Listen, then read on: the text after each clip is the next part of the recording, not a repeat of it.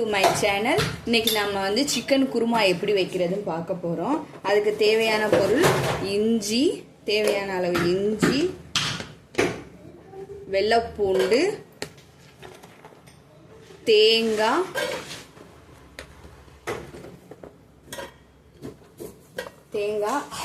ஒரு பட்டை போட்டுக்கலாம்,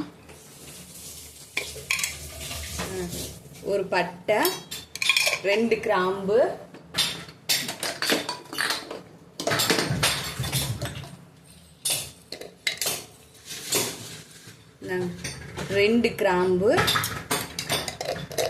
அவ்வளோதான் ஃப்ரெண்ட்ஸ். இதை போட்டு நம்ம அரைச்சிக்கலாம். அரைச்சாச்சு. இதோடு சேர்த்து 2-3 மிளகு கொஞ்சம் சேர்த்துக்கோங்க. போட்டிங்கன்னா கொஞ்சம் சளிக்கும் நல்லது. நான் போடுறது வந்து 1/2 கிலோ சிக்கனுக்கு ஏற்ற மாதிரி தான் போடுறேன். நீங்கள் எவ்வளோ சிக்கன் வாங்குறீங்களோ அதுக்கு ஏற்ற மாதிரி எல்லாத்தையும் கூட அளவு வச்சு சேர்த்துக்கோங்க. அவ்வளோதாங்க, அரைச்சாச்சு. இப்போ நம்ம வேறு என்னென்ன சேர்க்குறதுன்னு பார்த்துக்கலாம். பாருங்க, ஒரு 2 கரண்டி எண்ணெய் ஊற்றிக்கலாம். கொஞ்சம் கடுகு சேர்த்துக்கலாம். கடுகு போட்டுக்கலாம்.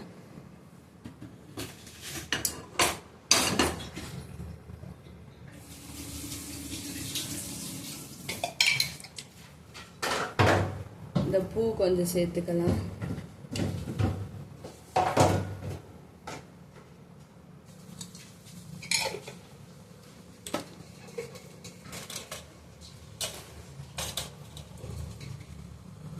ரெண்டு சோம்பு சேர்த்துக்கலாம்.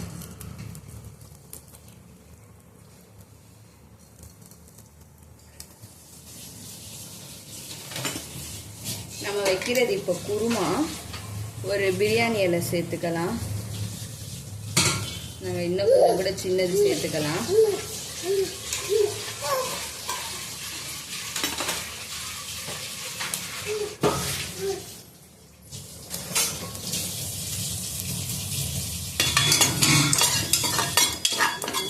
இது பண்ணிக்கோங்க. அடுப்பு சேர்த்து வச்சுட்டு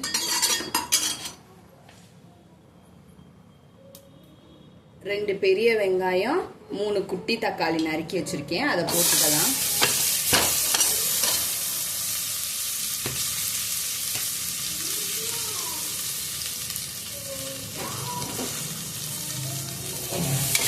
வதக்கிக்கலாம்.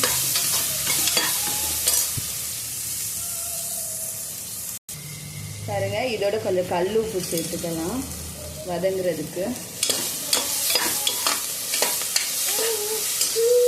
பாருங்க, நல்லா வதக்கி விடுங்க. இப்போ வந்து கொஞ்சம் மஞ்சத்தூள் சேர்த்துக்கலாம்.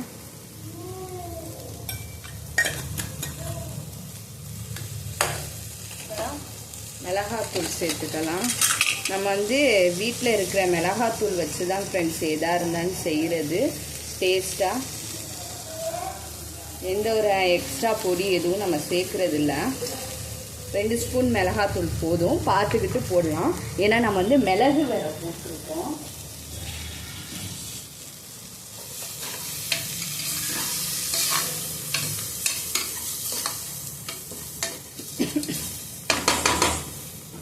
இப்போ நம்ம அரைச்சி வச்சதை ஊற்றிக்கலாம்.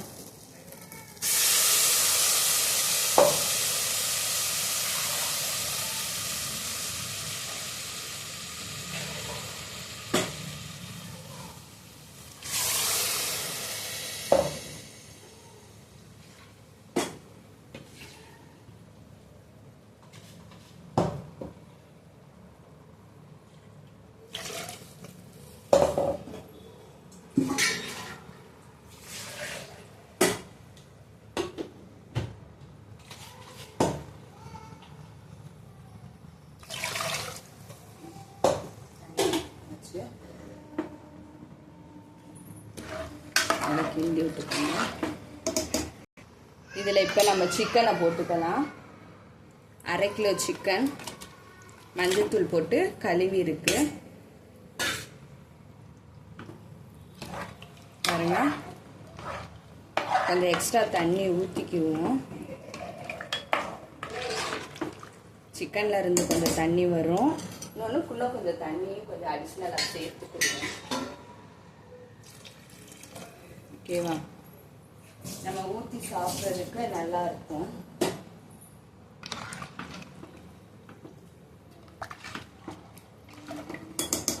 கொஞ்சம் மிளகாத்தூள் சேர்த்துக்கலாம்.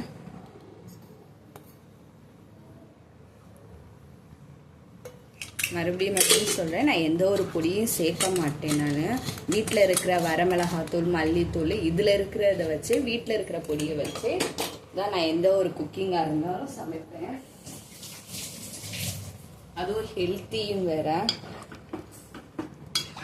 ஒரு ஸ்பூனு உப்பு, நைஸ் உப்பு சேர்த்துக்கலாம்.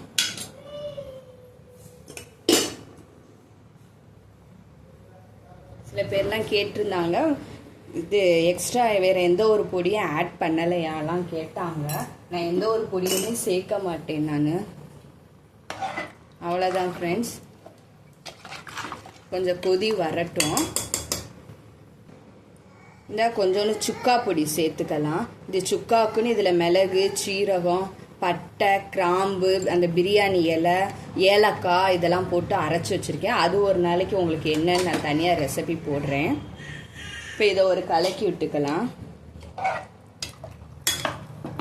கொஞ்சம் நல்லா கொதி வரட்டும். பாருங்கள், நல்லா கொதி வருது.